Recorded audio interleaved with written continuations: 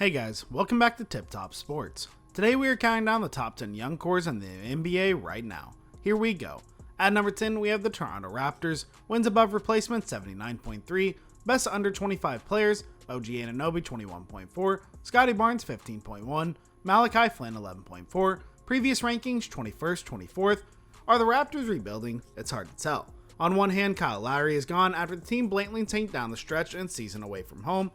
On the other, Fred VanVleet, Pascal Siakam, and Anunoby are still here from the 2019 title team. Among the young players on the roster, Anunoby is a star, with immense two-way potential and presumably ample room to showcase his creative abilities with Lowry in Miami and Siakam injured to start the season. If Barnes, a surprise pick at number 4, fulfills his projection here, the Raptors could field one of the league's stingiest and most switchable defensive teams. At number 9, we have the Dallas Mavericks, wins above replacement 81, best under 25 players, Luka Doncic 68.2, Frank Ntilikina 6.7, Josh Green 3.9. Previous rankings 6th, 4th. This chart shows the 10 under 25 players with the best projections through the next half decade. Doncic is hilariously far ahead of every other young player. He's projected to provide just as much value through the next 5 seasons as Zion Williamson and Trae Young combined, as Jason Tatum and De'Aaron Fox combined, and as DeAndre Ayton, Bam Adebayo, and Cade Cunningham combined.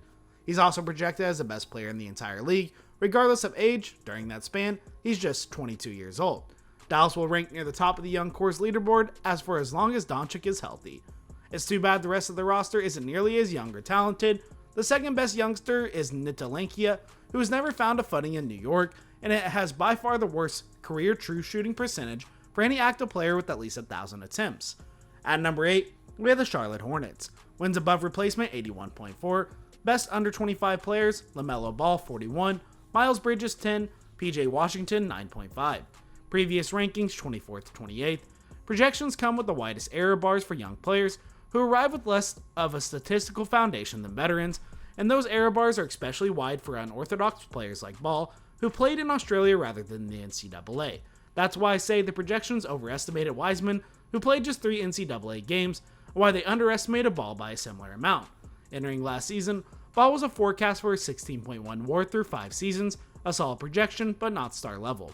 A year later, after winning Rookie of the Year with a 16.66 average, Ball has the 3rd best projection for any U25 player in the league, and by far the greatest year-over-year increase. Most amazing for all the Hornets fans, the projections peg Paul as a top 10 and even a top 5 player in the NBA in a few years. In other words, he has a realistic chance to become the first Charlotte player to ever be named first team All-NBA.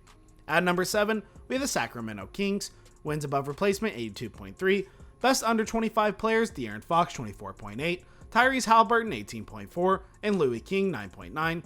Previous rankings 12th and 17th. The Kings keep moving up the list thanks mainly to 2 young guards they've landed in recent drafts. Last preseason, Halliburton boasted the best statistical projection for any rookie, and though LaMelo Ball outshined him when the games began, Halliburton was a worthy all-rookie first-team member. He never should have fallen to Sacramento at number 12, but the Kings were due for an extra draft fortune after so many whiffs. Speaking of, Marvin Bagley III, picked 1 spot ahead of Doncic and now out of the Kings rotation, has seen his 5-year projection tumble down to just 5.7 WAR. The team's latest lottery pick, Davion Mitchell, is an older rookie and thus projects for only a 5.5 WAR. At number 6, we have the Boston Celtics, wins above replacement 83.7, best under 25 players, Jason Tatum 43.5, Robert Williams III 11.2, Romeo Langford 8.4, previous rankings 1st, 8th. The Celtics were never going to retain the top spot in the rankings with Jaylen Brown graduating to the 25 and over camp.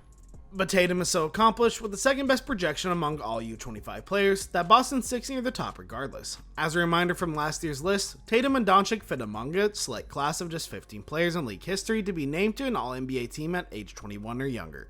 The others are either in the Hall of Fame already or locks to be inducted into the future. At number 5, we have the Orlando Magic, wins above replacement 86.9, best under 25 players, Franz Wagner 16.3, Jalen Suggs 16, Jonathan Isaac 14.1, previous rankings 10th and 11th. Do you believe in the Magic? Sorry, but it's been a while since that was even a remotely interesting question. Now, the team is one of the best 5 young cores in the NBA. That lofty placement is largely thanks to the 2021 draft, as Suggs and Wagner, the number 5 and 8 picks respectively, look like 2 of the more promising rookies in the class. Beyond the leading duo, the Magic have oodles of other intriguing names on their U25 list. Isaac and Markel Fultz, 3.5 WAR, who are both returning from injury, Chuma Okeke, 11, and Cole Anthony, 3.8, who are looking to take substantial steps forward to their second seasons. The recently extended Wendell Carter Jr., 8.8, the other Wagner brother, Mo, 6.5, and the Project Mobamba, 4.6. Orlando is by far the least 25 and over town of any team in the league. The Magic's best projected player in that older group is Michael Carter-Williams, but looking at the list of youngins is enough to warrant real enthusiasm. The Magic could be fun again soon. At number 4, we have the Memphis Grizzlies. Wins above replacement, 87.6. Best under 25 players, DeAnthony Melton, 20.9. John Morant, 19. Jaren Jackson Jr., 17.3. Previous rankings, 2nd, 3rd. For the 3rd consecutive season, aka ever since they drafted Morant, the Grizzlies rank among the top 5 young cores.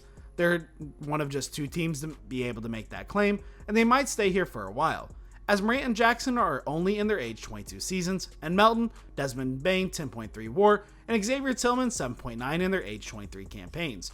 Melton remains as advanced stats darling who does all for the small, subtle things to make his team better when he's on the floor. If last season's 3-point improvement from 28.6% to 41.2% is real, he might even be better than a role player long term. Jackson is aiming for a strong return after what essentially is a lost season, just 11 regular season games due to injury. Yet, the greatest question mark surrounding the Grizzlies involves Morant. Can he be the best player on a true contender? His projection isn't sure, in large part because of his 3-point stroke hasn't yet arrived, 33.3% last season, and the measures continue to sour in defense. But Morant is so productive, so electric with the ball, especially in the postseason, when he led the Grizzlies to 2 victories in the play-in round, and then averaged 30 points per game against Utah in round 1, that is easy to dream of far greater accolades down the line. The Grizzlies are young enough to be patient with the core, but this is an important season for a lot of players in development. At number 3, we have the Minnesota Timberwolves. Wins above replacement, 91.6. Best under 25 players, Anthony Edwards, 24.1. Jared Vanderbilt, 16. And Josh Okogie, 11.8. Previous rankings, 9th and 5th.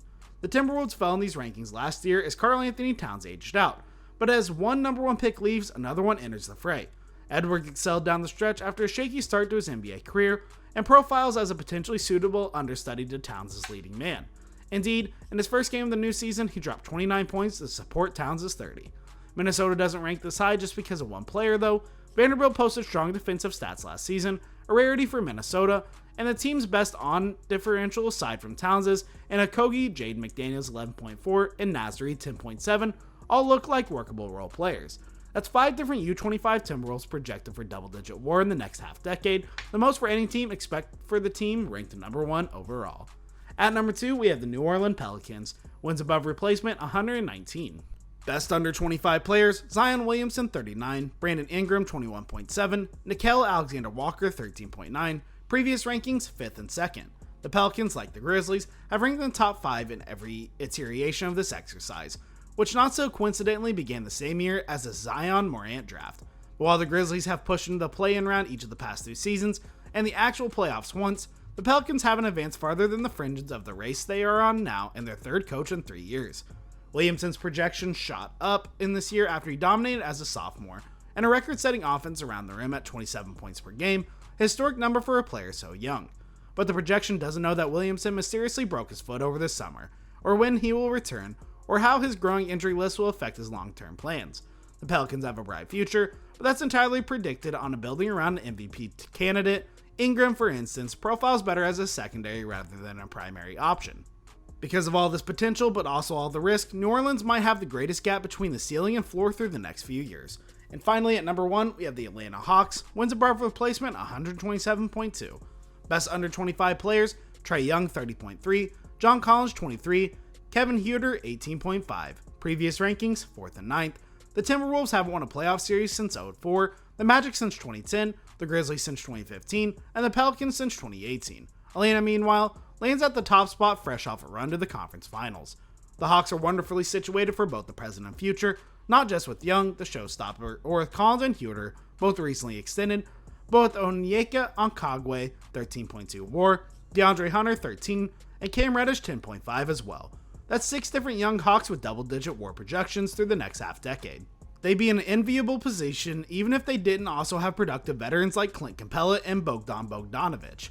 The most pressing question for the franchise is whether it can afford to pay all the promising U25 wings when their entry-level contracts expire, but they're all worth extending at the time, then too many good players is a good problem to have.